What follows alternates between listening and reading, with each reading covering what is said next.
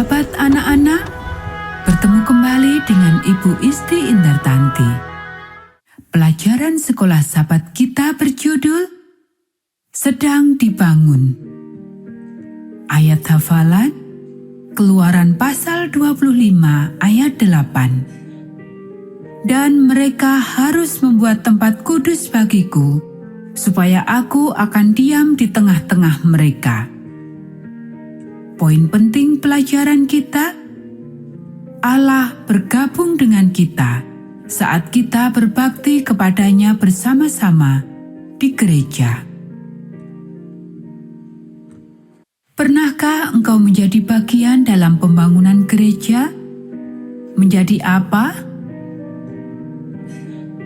Bangsa Israel telah memilih untuk membuat dan menyembah seekor anak sapi emas. Sementara pemimpin mereka, Musa, sedang di atas gunung berbicara dengan Allah. Sementara Allah sedang memberi perintah untuk mendirikan sebuah tempat perbaktian agar ia dapat tinggal bersama umatnya yang sekarang sedang bertingkah laku seolah-olah Allah tidak ada. Tetapi akhirnya Allah dan umatnya bekerja bersama lagi. Musa memberikan pengarahan khusus dari Allah untuk membangun sebuah kemah suci, meniru kemah suci yang di surga. Tetapi tidak hanya pengarahan yang diberikan oleh Allah. Allah memberi Bezalel dari suku Yehuda kemampuan khusus dalam seni pahat dan ukir. Ia dapat merancang hasil seni dari bahan emas, perak, perunggu, batu khusus, dan kayu. Dan ia memberi Aholiab dari suku Dan kepandaian untuk mengajar orang lain. Tapi bukan hanya mereka. Allah memberi kepada orang lain juga kemampuan-kemampuan khusus. Bersama-sama, bangsa Israel bersiap-siap membangun sebuah tempat di mana Allah dapat tinggal di antara mereka lagi. Para pembangun dan orang-orang ahli bukanlah satu-satunya yang terlibat dalam proyek kebaktian besar ini. Bahan-bahan juga diperlukan. Segala sesuatu yang dipakai untuk kemah suci dipersembahkan sebagai persembahan oleh bangsa ini. Musa membiarkan orang-orang mengetahui benar apa yang dibutuhkan. Ia juga memberitahu mereka bahwa Allah menginginkan pemberian hanya dari mereka yang mencintainya dan benar-benar ingin memberikannya untuk kemah sucinya.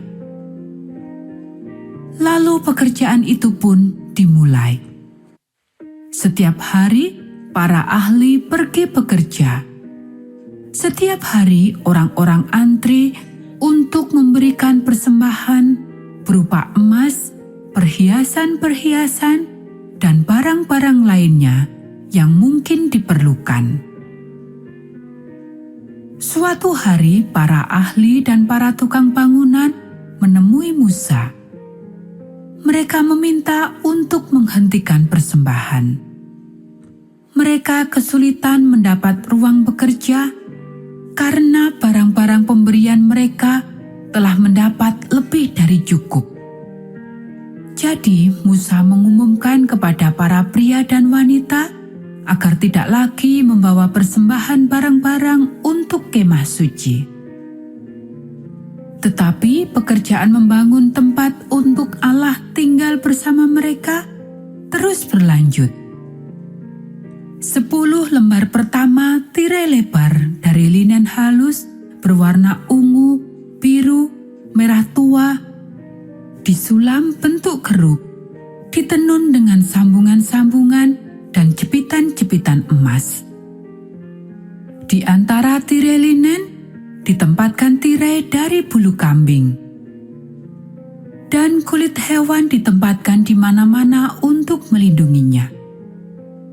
Bingkai-bingkai, pegangan dari perak dan palang pintu, semuanya dilapisi emas sudah disiapkan. Yang terakhir dan yang terbaik, gantungan untuk pintu masuk terbuat dari sulaman benang berwarna biru, ungu, dan merah tua.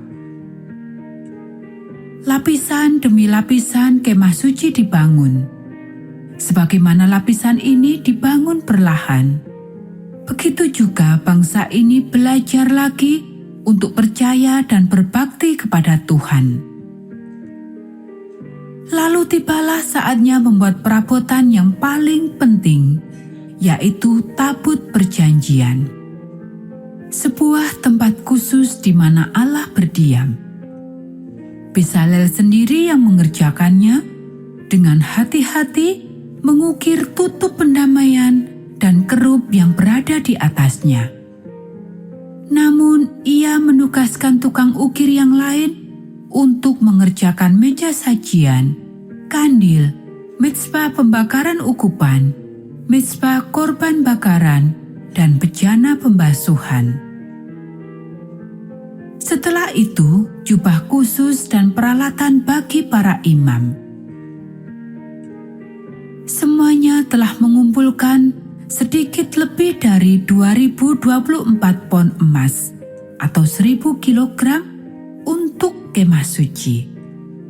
Dengan sebanyak ini dibuat bentuk kubus, maka ada 14 inci atau 37,25 cm untuk satu sisi.